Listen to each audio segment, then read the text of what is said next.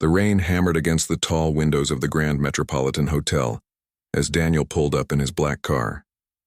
He handed his keys to the valet and straightened his expensive suit jacket. Tonight was different from his usual business meetings. Tonight he was attending one of the city's most exclusive charity auctions. Daniel had built his tech company from nothing. At 32 he was worth millions, but money couldn't fill the emptiness he felt lately. His life had become a routine of meetings, deals, and more meetings. Maybe helping a good cause would give him some purpose. The auction hall buzzed with conversations from the city's wealthy elite. Crystal chandeliers cast warm light over women in designer gowns and men in perfectly tailored suits. Daniel recognized several faces from business magazines and society pages. He grabbed a glass of champagne from a passing waiter and studied the auction catalog. Most items were typical charity fare: vacation packages, jewelry, art pieces. One painting caught his attention, though. It was called The Lost Garden by an artist named Vincent Moreau. The estimated value was surprisingly high for someone Daniel had never heard of. "Interesting choice," a soft voice said beside him.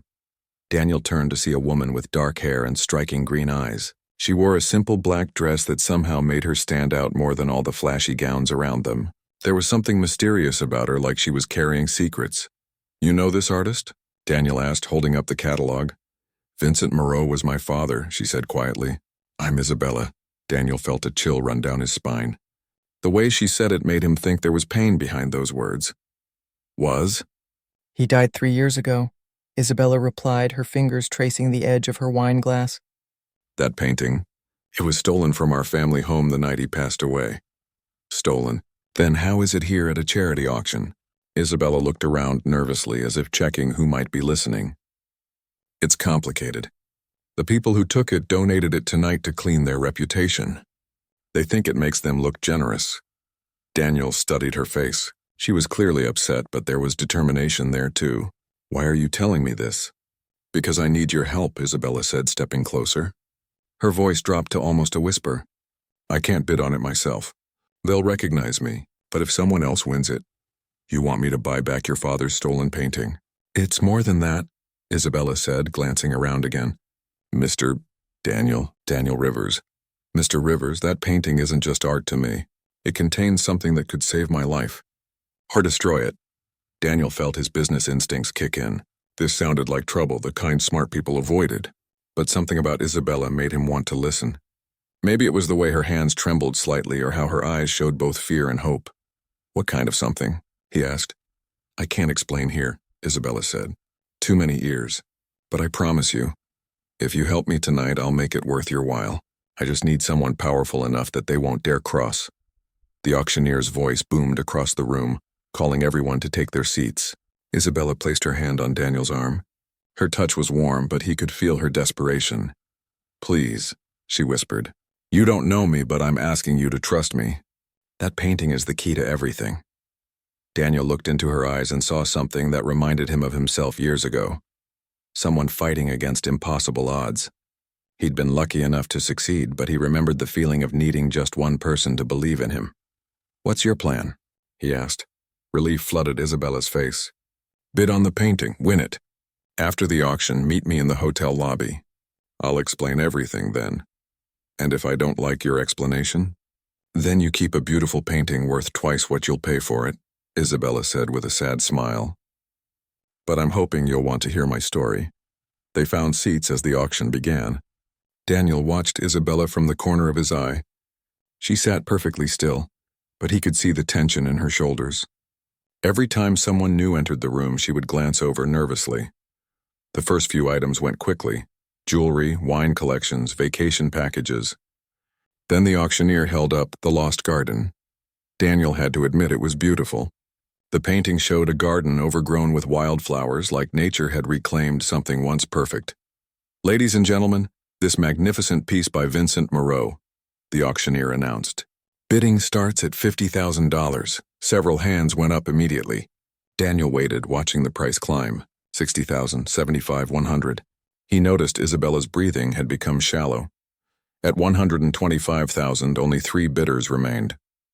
Daniel recognized one of them: Gregory Walsh, a real estate mogul known for his ruthless business practices. Something about the way Walsh was bidding seemed personal, not just about wanting art. When the price hit $150,000, Daniel raised his paddle. $160,000 from paddle number 47, the auctioneer called out. Walsh turned in his seat, his cold eyes scanning the room until they landed on Daniel. The older man's face showed recognition and annoyance. He bid again, $175,000. Daniel could feel Isabella's tension beside him, though she was trying to appear calm. He raised his paddle again, $200,000. A murmur went through the crowd. This was getting expensive, even for a charity auction. Walsh hesitated, clearly calculating whether the painting was worth a bidding war with someone of Daniel's wealth. $225,000, Walsh called out, his voice sharp with irritation. Daniel didn't hesitate. $250,000. The auctioneer looked between them, sensing the drama. Do I hear $275,000? Walsh stared at Daniel for a long moment, then shook his head and lowered his paddle. He looked angry, like Daniel had taken something that belonged to him. Sold to paddle 47 for $250,000, the auctioneer announced. Isabella let out a breath she'd been holding. Thank you, she whispered to Daniel. The rest of the auction passed in a blur. Daniel's mind was racing with questions about what he'd just gotten himself into. When the evening finally ended, he made his way to the hotel lobby as planned. Isabella was waiting by the large fireplace, still in her black dress, but somehow looking even more nervous than before. She stood up when she saw him approaching.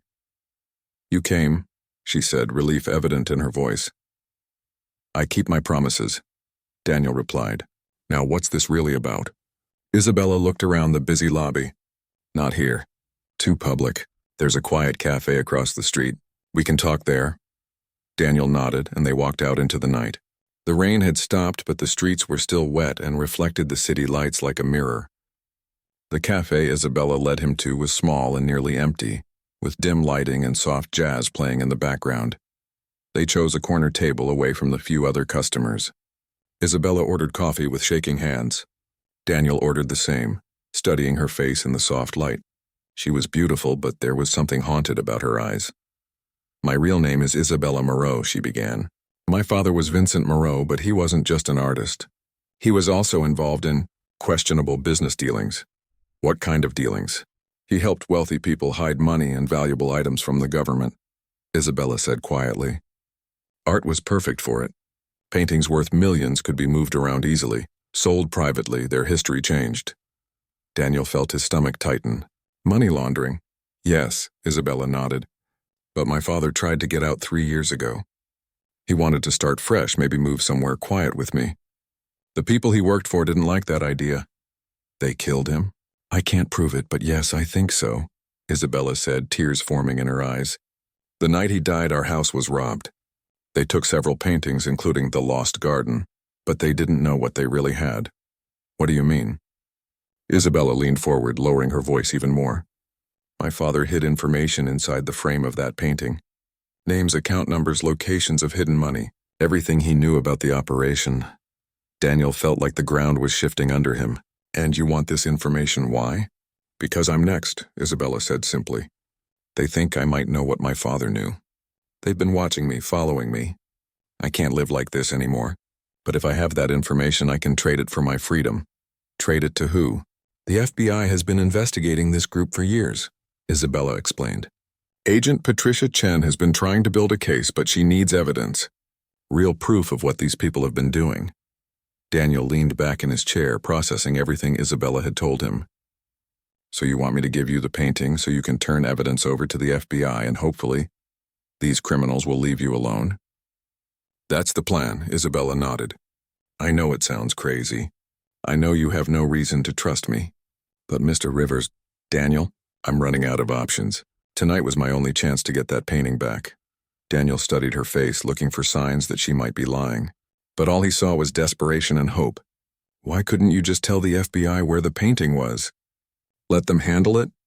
Because it had to look natural, Isabella said. If the FBI suddenly raided the auction or confiscated the painting, the criminals would know I was involved. This way you're just a rich. Daniel woke up the next morning with a strange mix of excitement and worry in his stomach. Sunlight streamed through the floor-to-ceiling windows of his penthouse, casting long shadows across the marble floors. He'd barely slept, his mind racing with thoughts about Isabella and the painting that would arrive today. His housekeeper, Helen, had already prepared coffee and breakfast, but Daniel could only manage a few sips. At exactly 10 o'clock, the doorbell rang. Helen announced that a delivery truck was outside with a package for him. "Send them up," Daniel said, his heart beating faster. 20 minutes later, the lost garden sat carefully wrapped on his dining room table. Daniel stared at it, knowing that underneath the innocent-looking art was information that could either save Isabella's life or get them both killed. His phone buzzed with a text message from an unknown number. "Thank you for last night. May I come see it today?" Daniel typed back quickly. "Yes, come at noon. We need to talk about next steps." The response came immediately. "See you then." Daniel spent the morning pacing around his penthouse, occasionally stopping to look at the wrapped painting. He'd made impulsive business decisions before, but never anything like this. He was about to get involved with the FBI, dangerous criminals, and a woman whose story he was taking completely on faith. At exactly noon, Helen announced that a Miss Isabella was here to see him. Daniel told her to send Isabella up and wait in the kitchen until called. Isabella appeared at his door wearing jeans and a simple sweater, looking more nervous than she had at the auction. Her hair was pulled back in a ponytail, and without makeup, she looked younger and more vulnerable.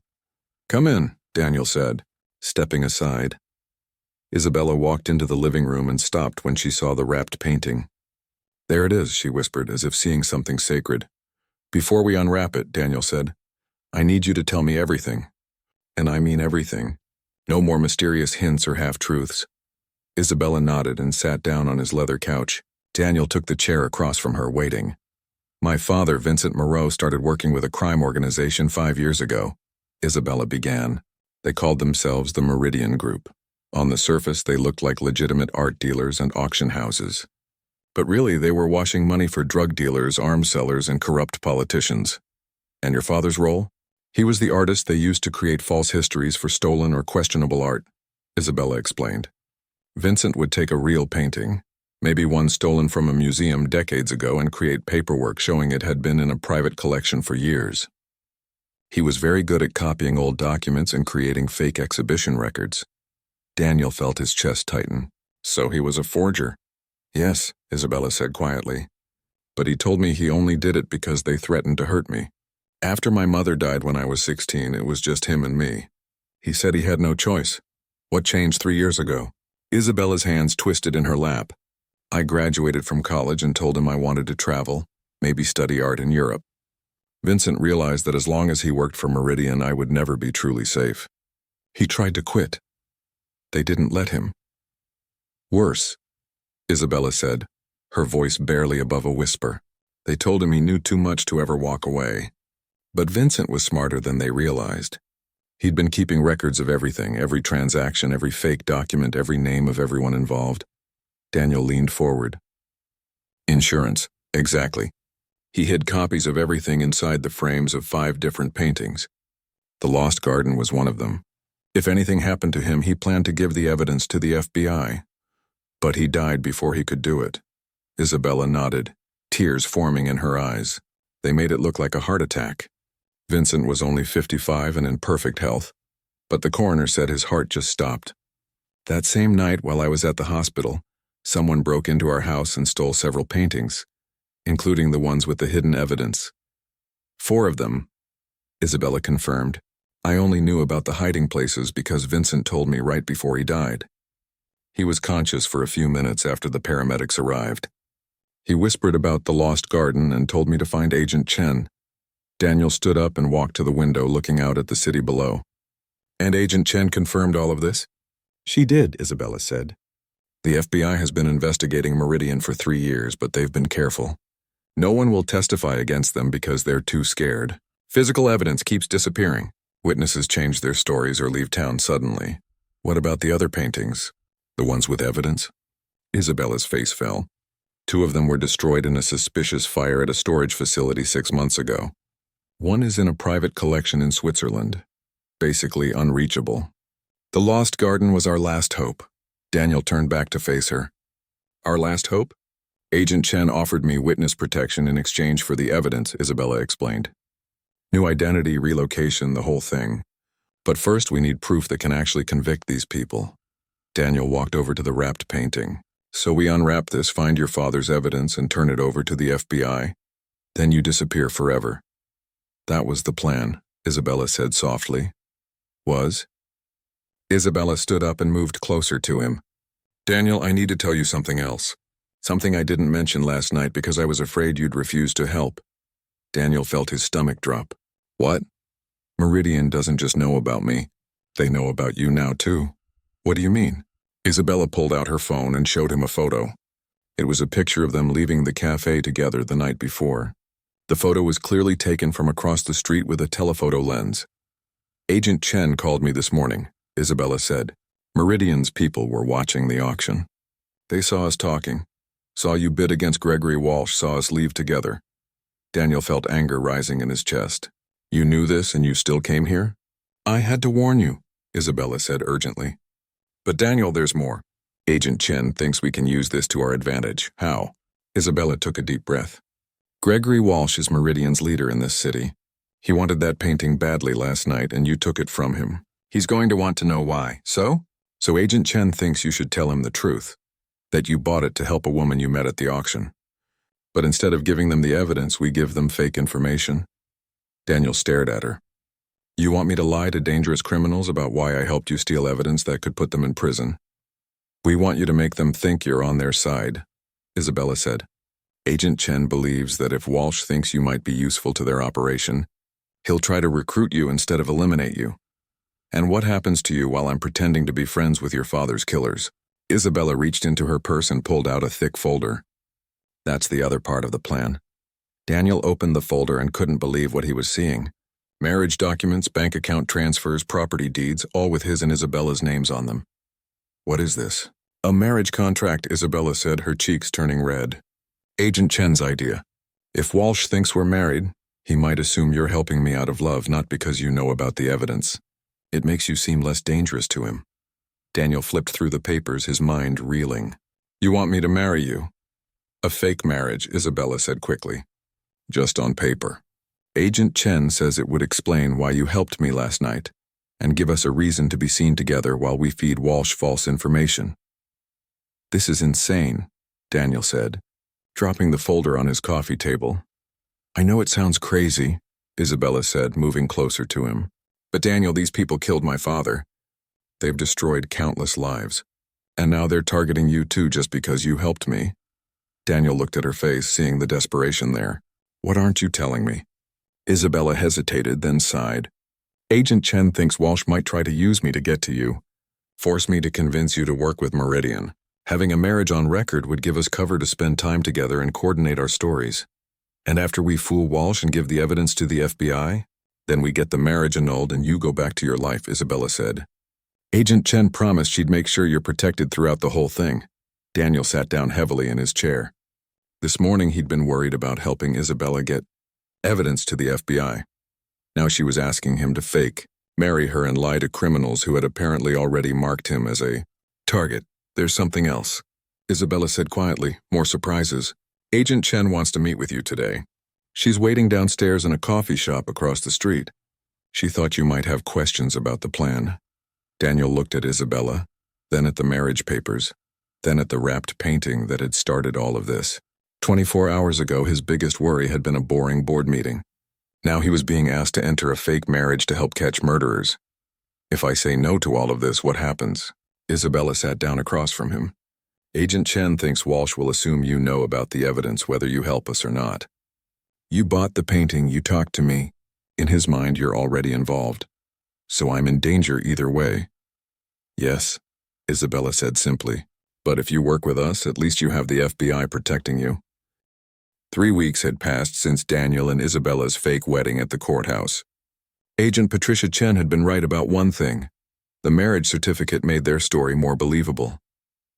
What she hadn't predicted was how natural it would feel. Daniel stood in front of his bathroom mirror, adjusting his tie for another social event.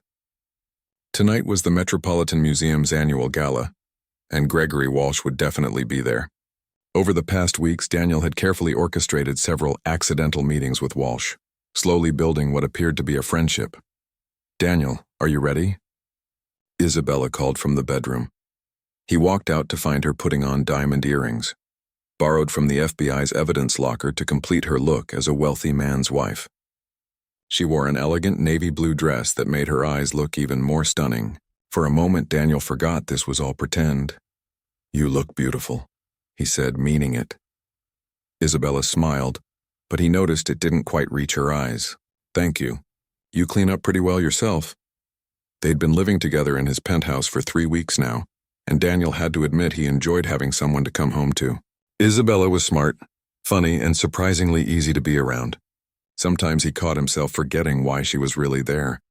"Any word from Agent Chen today?" Daniel asked as they rode the elevator down to the lobby. "She confirmed Walsh will be at the gala tonight," Isabella replied. "She also said her team intercepted some communications suggesting Meridian is planning something big soon." "What kind of something?" "She wasn't specific, but it involves moving a lot of money quickly," Isabella said. "That's usually a sign they're either about to get caught or they've found a new opportunity." Daniel's driver was waiting outside with the car. As they settled into the back seat, Daniel noticed Isabella seemed more nervous than usual.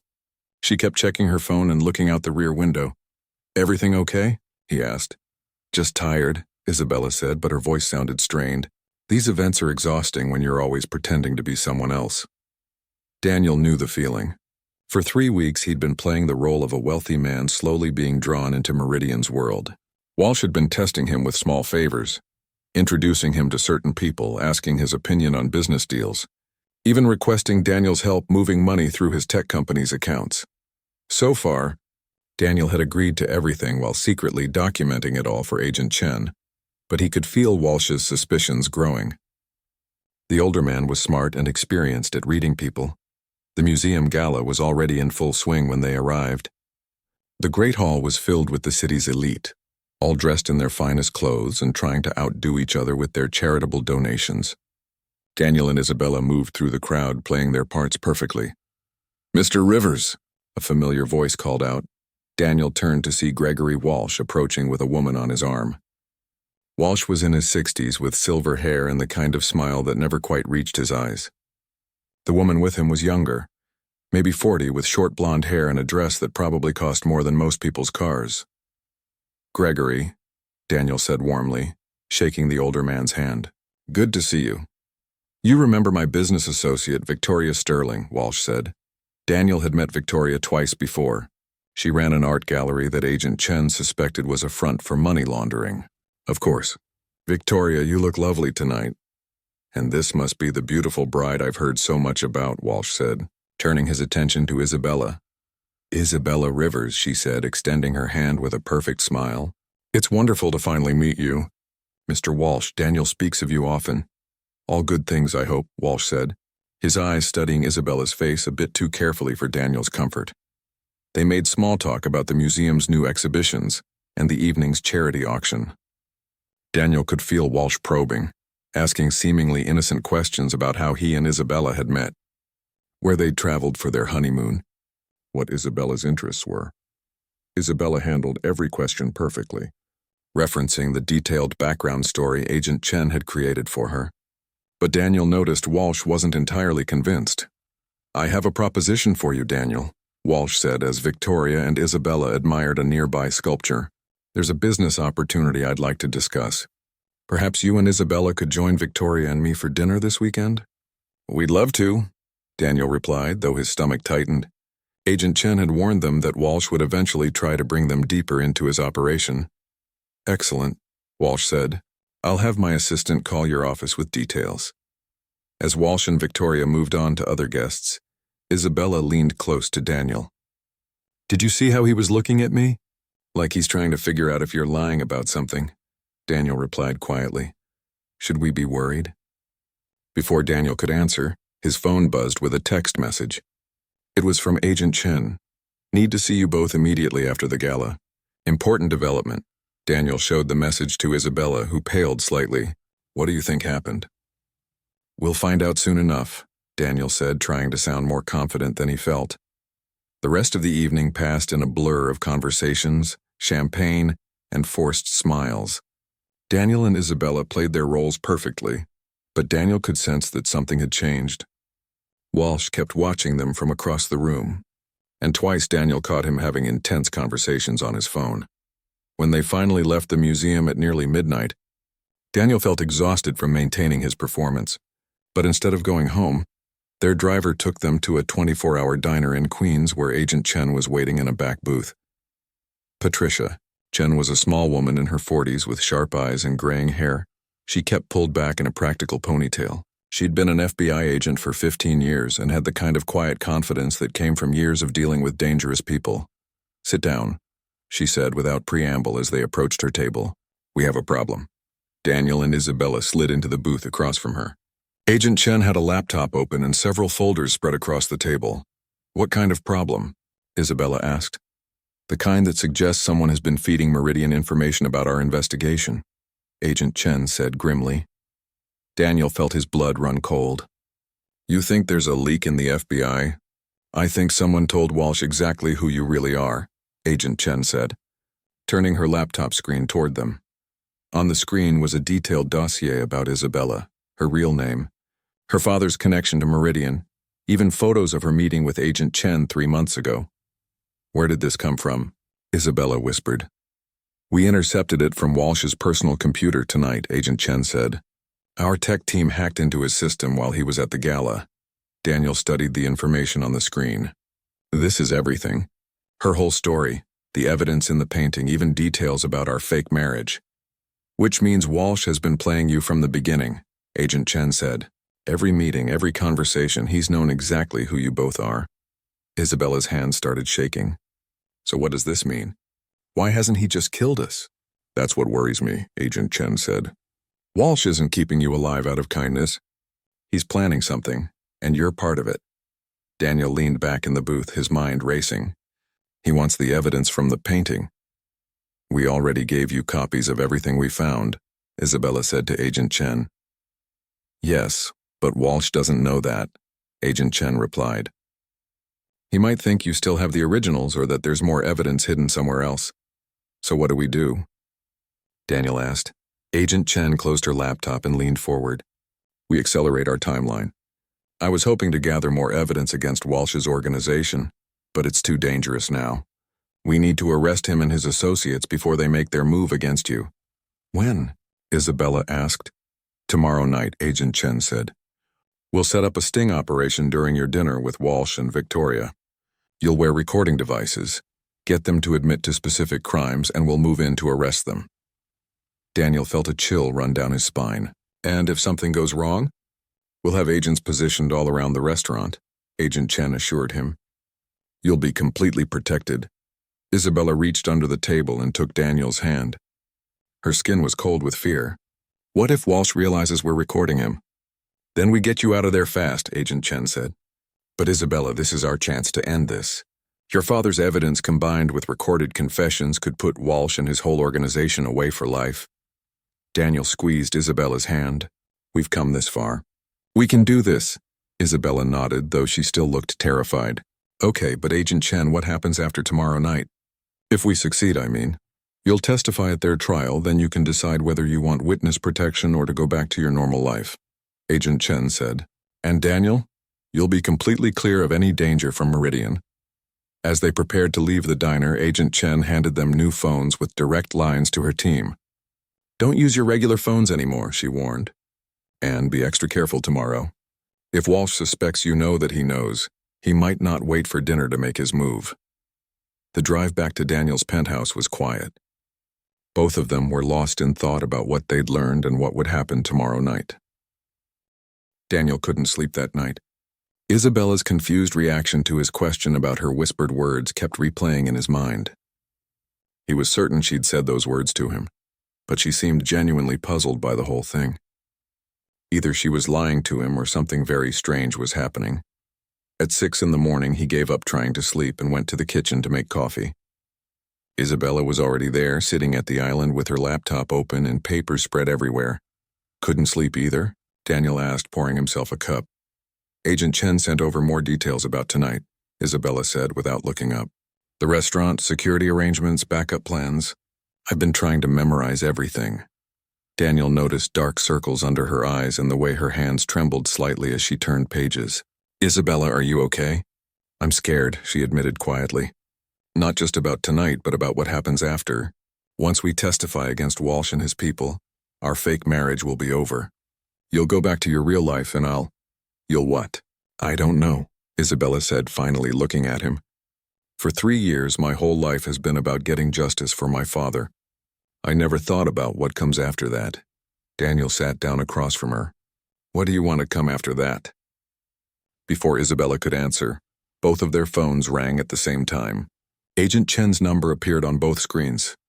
Something's wrong, Daniel said, answering his phone. Daniel, where are you right now? Agent Chen's voice was tense. At home with Isabella. Why? Stay exactly where you are. Don't leave, don't let anyone in except me. I'm coming over with backup. What happened? Victoria Sterling was found dead in her apartment an hour ago, Agent Chen said. Shot twice in the head. Professional job. Daniel felt his stomach drop. Isabella was listening to her own phone, her face going pale. Walsh? Daniel asked. Has to be, Agent Chen replied. Victoria must have known something that made her a liability, which means he's cleaning house before tonight. Are we safe here? For now. But Daniel, there's something else. We found Victoria's phone and she'd been texting someone right before she died. The last message said, the wife knows more than she's letting on. Daniel looked at Isabella, who had ended her call and was staring at him with wide eyes. Agent Chen thinks Walsh is going to come after Isabella, Daniel said. She's already on her way over, Isabella replied, with a full tactical team. They spent the next 20 minutes pacing around the penthouse, jumping at every sound from the hallway. When Agent Chen finally arrived, she had 6 other agents with her, all wearing bulletproof vests and carrying serious weapons. We're moving you to a safe house, Agent Chen announced as soon as she walked in. Tonight's dinner operation is canceled. What about catching Walsh? Isabella asked. We'll get him another way, Agent Chen said. Your safety is more important than... She was interrupted by the sound of breaking glass from the living room. One of the agents immediately pushed Daniel and Isabella to the floor while the others drew their weapons. Multiple shooters on the building across the street. One agent called out, speaking into his radio. We need backup and evacuation now. More shots came through the windows, shattering glass and splintering the expensive furniture Daniel had chosen so carefully. The agents returned fire while Agent Chen covered Daniel and Isabella. There's a service elevator in the back, Daniel shouted over the gunfire. It goes directly to the parking garage. Move, Agent Chen ordered. They crawled across the floor toward the back of the penthouse, glass crunching under their hands and knees. Behind them, Daniel could hear his beautiful home being destroyed by bullets and gunfire. The service elevator seemed to take forever to arrive. When it finally did, they all crowded inside while Agent Chen's team continued to fight off the attackers. How did they find us so fast? Isabella asked as the elevator descended. Someone told them where to look, Agent Chen said grimly, and I'm starting to think I know who. They reached the parking garage where several unmarked FBI vehicles were waiting. Agent Chen pushed Daniel and Isabella toward one of the cars. Get in and stay down, she ordered. As they drove through the city at high speed, Daniel tried to process what had just happened. His home was destroyed, people were trying to kill him, and apparently someone was feeding information to Walsh about their every move. Agent Chen, Isabella said from the back seat. What did you mean upstairs when you said you think you know who's been helping Walsh? Agent Chen glanced in the rearview mirror.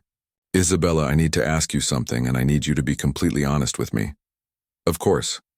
Have you been in contact with anyone else during this operation? Anyone at all? No, Isabella said firmly. Just you and Daniel. What about before the operation started? When you first contacted the FBI 3 months ago, Isabella hesitated. Well, there was one person, Dr. Rachel Martinez. She was my father's friend and helped me understand what the evidence meant. Agent Chen hit the brakes so hard that Daniel was thrown forward against his seatbelt. Dr. Rachel Martinez? Yes, she's a forensic accountant who specializes in art fraud cases. She helped me decode some of my father's records. Isabella, Agent Chen said slowly, Dr. Rachel Martinez has been working as a consultant for Meridian for the past 2 years. The silence in the car was deafening. Daniel watched Isabella's face go from confusion to understanding to horror. That's impossible, Isabella whispered. She knew my father. She helped me find the evidence. She helped you find evidence that Walsh already knew about, Agent Chen said. Think about it, Isabella. How many times did Dr. Martinez suggest specific approaches or ask about particular details? Isabella's hands covered her face. Oh God, she knew everything. Every plan, every meeting, every detail about the investigation. Which is how Walsh stayed one step ahead of us. Agent Chen confirmed. And why he didn't just kill you both immediately. Dr. Martinez was feeding him information about what we knew and what we were planning. Daniel felt anger rising in his chest. So this whole time, Walsh has been playing games with us because he knew exactly what we were doing. But why? Isabella asked. Why keep us alive? Why not just take the evidence and kill us? Agent Chen pulled into the parking lot of a small motel on the outskirts of the city. Because Walsh wanted to use you to identify everyone involved in the investigation. Every FBI agent, every piece of evidence, every witness. You've been his way of mapping our entire operation. They sat in the car for a moment, letting the full implications sink in. Then Agent Chen's phone rang. Chen, she answered. Daniel could hear a man's voice on the other end speaking rapidly and urgently. When? Agent Chen asked. How many? A pause. We'll be there in 20 minutes. She hung up and turned to face Daniel and Isabella. That was my supervisor. Walsh just walked into FBI headquarters with his lawyer. What? Daniel said. He's surrendering himself and offering to cooperate with our investigation in exchange for immunity. Isabella looked confused. That doesn't make sense. Why would he surrender now? Because something bigger is happening, Agent Chen said. Something that makes Walsh willing to give up his entire operation to avoid being connected to it. She started the car again and pulled back onto the highway. We're going to headquarters. Walsh specifically asked to speak with both of you. Is that safe? Daniel asked. Safer than staying in hiding while his people hunt for you, Agent Chen replied. And Daniel, Isabella, this might be our only chance to get the whole truth about what's been happening. During the drive to FBI headquarters, Isabella was unusually quiet. Daniel could see her mind working, processing everything they'd learned about Dr. Martinez's betrayal. Isabella, he said softly. Are you okay? I trusted her, Isabella replied. Dr. Martinez was at my father's funeral. She held my hand while I cried. And the whole time she was working for the people who killed him. You couldn't have known. Couldn't I? Isabella turned to look at him. Daniel, what if there are other things I should have realized? What if I've been wrong about more than just Dr. Martinez? Before Daniel could respond, Agent Chen pulled into the secured parking garage at FBI headquarters. Whatever happens in there, she said, remember that Walsh is a dangerous man who's killed people to protect his secrets. Don't trust anything he says unless we can verify it independently. As they walked through the security checkpoints and metal detectors, Daniel realized that this conversation with Walsh might finally give them answers to all the questions that had been haunting him, including why he had such a clear memory of Isabella saying words she claimed never to have spoken. The truth was waiting for them in an interview room on the 15th floor. Whether they were ready for it or not, Agent Chen led them down a long hallway lined with windows that looked into various interview rooms. In the last room, Daniel could see Gregory Walsh sitting at a metal table with his lawyer. Walsh looked older than he had at the gala, tired and somehow defeated. He's been here for 2 hours, Agent Chen said. Hasn't said a word except to ask for you two specifically. What do you think he wants? Isabella asked. Probably to make some kind of deal, Agent Chen replied. But we'll record everything and you don't have to agree to anything. Daniel took Isabella's hand as they approached the interview room door. Her palm was cold and damp with nervous sweat. Gregory Walsh looked up as Daniel, Isabella, and Agent Chen entered the interview room. His expensive suit was wrinkled, his silver hair disheveled, and his usually confident demeanor had been replaced by something Daniel had never seen before. Fear. Mr. Rivers. Mrs. Rivers, Walsh said, his voice hoarse. Thank you for coming. Daniel and Isabella sat down across from him while Agent Chen remained standing by the door. Walsh's lawyer, a nervous-looking man in his 50s, kept glancing at his watch as if he had somewhere more important to be. You wanted to talk to us, Isabella said, her voice steady despite the circumstances. So talk. Walsh leaned forward, his hands clasped on the metal table. First, I need you to understand that I never killed your father. Isabella's composure cracked slightly. Don't you dare. Let me finish, Walsh interrupted. Vincent Moreau died of a heart attack. But the heart attack was caused by a drug that mimics natural cardiac failure. I didn't order it, and I didn't know about it until after he was dead. Agent Chen stepped forward. Who did order it? Dr. Rachel Martinez, Walsh said quietly. She was supposed to be handling Vincent's retirement from our organization, negotiating terms, making sure he stayed quiet. Instead, she decided he was too dangerous to let live. Daniel felt Isabella tense beside him. You're lying. I'm not, Walsh said. And I can prove it. Martinez has been running her own operation within Meridian for 2 years, stealing money, eliminating witnesses, making decisions without authorization. I've been trying to stop her, but she's always been one step ahead. Because she had Isabella feeding her information about the FBI investigation, Agent Chen said. Exactly. Walsh nodded. Martinez convinced Isabella to trust her, then used that trust to manipulate our entire situation. The break-in at Vincent's house, the stolen paintings, even the charity auction where you bought The Lost Garden. Martinez orchestrated all of it. Isabella shook her head. That's impossible. She helped me understand my father's evidence. She connected me with Agent Chen. Walsh's lawyer slid a folder across the table. Dr. Martinez has been a paid FBI informant for 3 years, he said. She was feeding information to both sides, helping the FBI build their case while warning us about their progress. Agent Chen grabbed the folder and quickly scanned its contents. Her face went pale. These are classified FBI documents. Documents that Martinez copied and sold to us, Walsh confirmed. She's been playing everyone against each other, getting rich from both sides while people died. Daniel looked at Isabella, who seemed to be in shock. If this is true, then everything that's happened has been Martinez's plan from the beginning, Walsh finished. She wanted Vincent dead because he knew about her double dealing. She wanted you two involved because it gave her access to FBI operations. And she wanted me to take the fall for everything while she disappeared with millions of dollars. Where is she now? Agent Chen asked, speaking into her radio. That's why I'm here, Walsh said urgently. Martinez is planning to kill Isabella tonight and frame me for it. She thinks Isabella knows too much about her role in Vincent's death. Isabella found her voice. How could she frame you if you're in FBI custody? By making it look like I ordered the hit before I surrendered, Walsh explained. She has people in my organization who are actually working for her. They'll carry out the murder and leave evidence pointing back to me. Agent Chen was still talking rapidly into her radio, coordinating with other agents. When she finished, she turned back to Walsh. Assuming you're telling the truth, why should we trust you?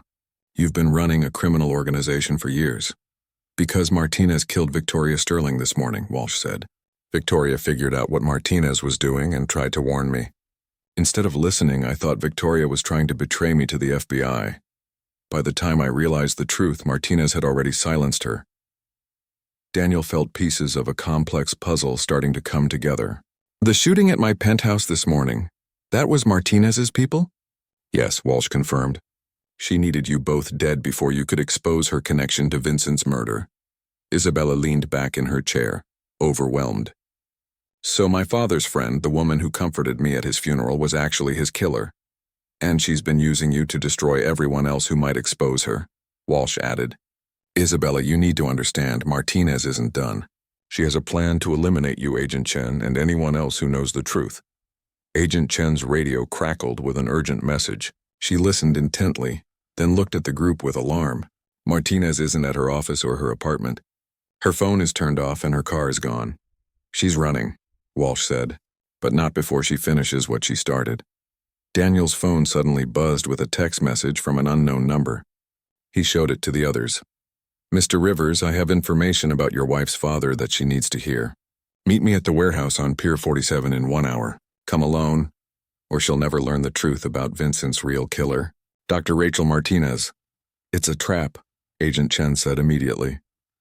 Of course it is, Isabella replied. But she's right about one thing. I need to hear what she has to say.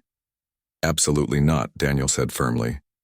We're not walking into a trap just so you can get closure. Isabella turned to face him, and Daniel saw something in her eyes he'd never seen before.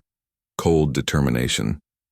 Daniel, this woman killed my father and has been manipulating my life for 3 years. I'm not letting her escape without answers. Then we'll get those answers safely. Agent Chen said. We'll set up surveillance, wire you for sound, have tactical teams in position. She'll see them coming, Walsh interjected. Martinez is former CIA. She knows how FBI operations work.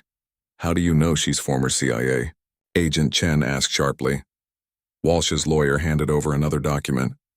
Because we hired a private investigator to look into her background after we started suspecting her betrayal. Rachel Martinez was a CIA operative for 8 years before becoming a forensic accountant. She specializes in infiltration and elimination. Daniel felt his blood run cold. So she's not just a traitor. She's a trained killer, who has been planning this endgame for months, Walsh confirmed. Isabella stood up suddenly. I don't care how dangerous she is. I'm going to that warehouse. Not alone, you're not, Daniel said, standing as well. Daniel, no, Isabella said firmly.